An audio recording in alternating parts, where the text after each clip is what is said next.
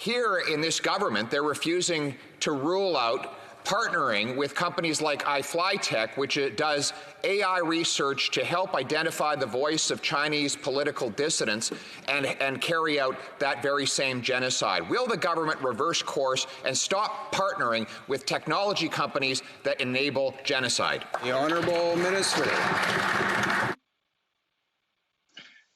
Mr. Speaker, look, we will partner with folks on the international stage, but it is rich for him to suggest that he is somehow more morally astute than the government. Our focus when it comes to the relationship with China is securing the release of the two Michaels, is the well-being of 300,000 Canadians in Hong Kong, is the treatment of the Uyghur population in Xinjiang. Mr. Speaker, we will continue to focus on Canada playing a leadership role on the world stage in defending the interests of Canadians abroad at every opportunity.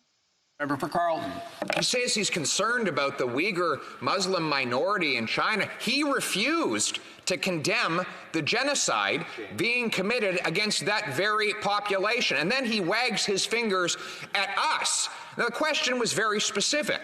The federal government is funding research at universities that are now partnering with companies like iFlyTech, which is using voice recognition technology that helps the Chinese government intercept the phone calls of the Uyghur population to identify what they're saying and help carry out the genocide.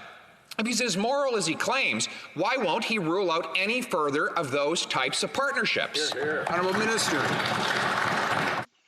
Mr. Speaker, we have been very clear with respect to the treatment of the Uyghurs in China, and we are gravely preoccupied with all of the very credible reports that have come out of China with respect to their treatment. That is why we have been calling for an open, unfettered, impartial investigation of the situation in Xinjiang, and we will continue to press for that with our international partners.